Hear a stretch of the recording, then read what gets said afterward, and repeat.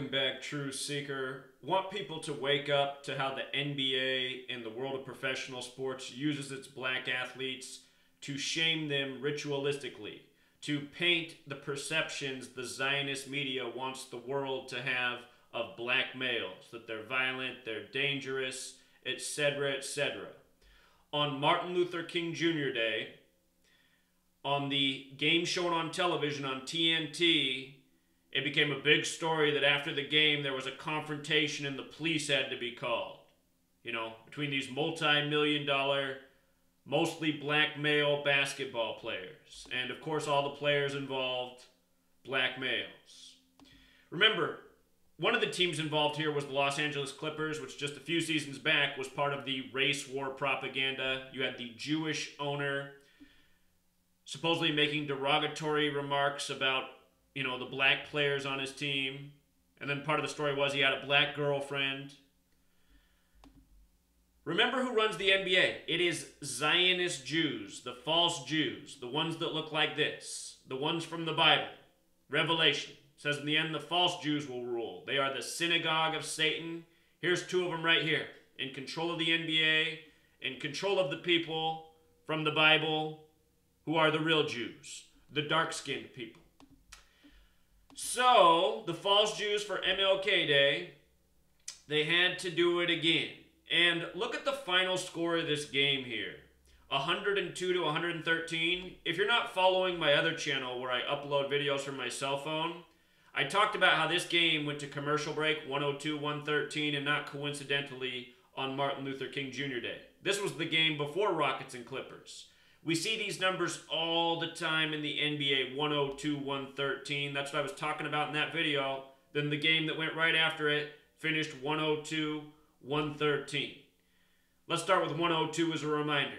Monkeys equals 102. Derogatory term for black people.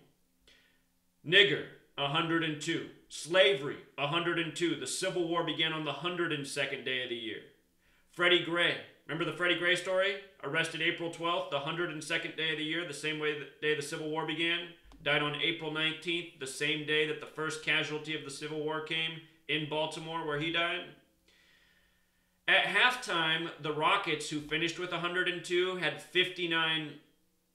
Oh no, excuse me, the Clippers had 59 points at halftime.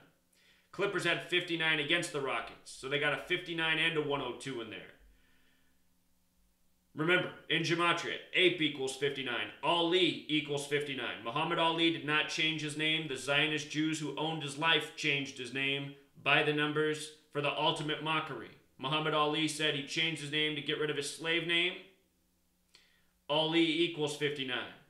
Like slave, like Negro, like blues, like Black Mamba, like Michael Jordan, like Woods, like Tiger, like a million other things. The Civil War ended on May 9th, 5-9. 5-9, 102. See how this goes? So many black athletes, their name sums to 59. And if not 59, 42. Other numbers stamped on black history. Jackie, 42. Slavery, 42. Martin, 42. Malcolm X, 42.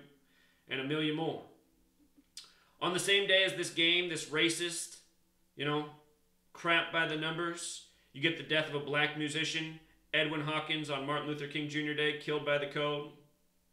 You get the news of the death of Cyril Regis, black pioneer in European football, dead at 59. You see what they're doing here? They use the Houston Rockets versus the Los Angeles Clippers. Los Angeles, where Rodney King was beaten. Rodney King equals 59. Born on 4/2, April 2nd. Killed from drowning. Just think about it. Stereotype of black people, they can't swim. Rodney King's drowning at age 47 came on the same day that was later the shooting of the Christian all-black church in Charleston, which was another race war ritual in tribute to the Civil War. Civil War began in Charleston. The other part of this score is 113. And again, number of mainstream deception. The NBA Finals game kept finishing with 113 points last year. Mainstream 113, dishonest 113, not true 113, fiction 113, bullshit 113. The National Basketball Association, which is complete bullshit, 113. Why do they even make the players still dribble in the NBA? Just get rid of the dribble, It's just so stupid to even have these players dribble anymore. They all carry, they all travel. The refs never blow their whistle. And then when they do, it's like, well, what the fuck are you doing? You let these guys travel and carry all game. Why'd you call it there? It doesn't even make sense. You know? Just get rid of the dribble, I say, for the modern NBA. There's no point even having a dribble anymore. Michael Jordan. Also a name with 113, just like Kobe Bryant, like Deer Basketball, like Utah Jazz, the only team in the league that sums to 113. Both players once retired against the Jazz after playing the Jazz. You know, Shaq and Charles Barkley laughing up the story. You know why? I got to admit, those two guys, you know, honestly, out of all the stuff that's on TV, I have to admit this. Out of all the things that have been on TV over the last decade, I think the best thing on TV is when these guys talk after the basketball games. It usually is pretty funny. You know, these guys actually make me laugh. But still, they are some Zionist Jews, sellout pieces of shit, and they shouldn't be joking up, you know, making jokes about this. They should be calling out how sick it is. But they would never do that, you know? They sold out to these guys.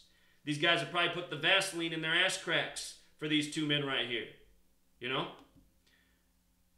They're letting their whole race get mocked by some people who own them, you know? Like good little slaves, Charles Barkley and Shaquille O'Neal.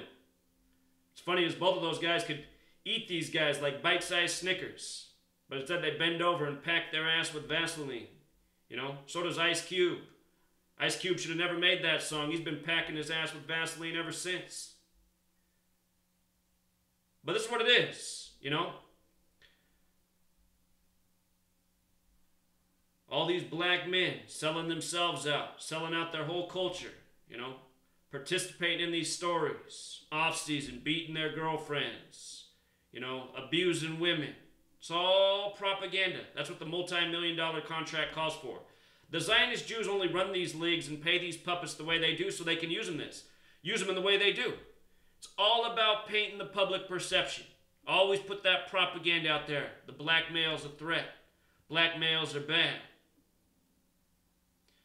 You know, so many people think this. I live next to these twin sisters. They're older women in their 50s. You know, they're mostly nice people, but they're racist from watching the TV. Just the other day, it was less than a week ago, they were telling me about, you know, how they've always stayed away from black men because black men are really bad to women. I said, well, I don't know if that's true. I said, my sister dated a black man the whole time I was growing up. He's one of the nicest people I ever knew. You know? So,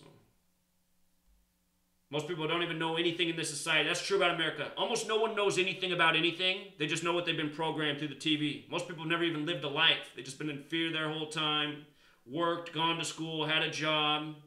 You know, just believed everything the TV told them. That's why they do this. That's why almost the whole country thinks, you know, black males are bad people. It's almost everyone. This is why. Just day after day, this type of shit. You know? Meanwhile, everybody kisses ass for these goons right here. Oh, don't say anything about them. They had the poor Holocaust happen to them. There was no Holocaust, idiots. Why do you think they're all still alive? There weren't even 6 million Jews in that region of the world. 6 million false ones, I mean. Whole story's bullshit. News media printed over 100 times before World War II even began that 6 million Jews were killed in some corner of the world. It's because it's from the Talmud. 6 million Jews have to die to reclaim Israel. It's bullshit. That's all they give you is bullshit. These are the worst fucking people that ever existed. The only thing wrong with the Holocaust, can't finish that sentence anymore. Anytime I say it, they take down the video. But you know how to finish that sentence. There's only one thing wrong with it. And remember, it never happened. Which might be the one thing wrong with it. Until next time.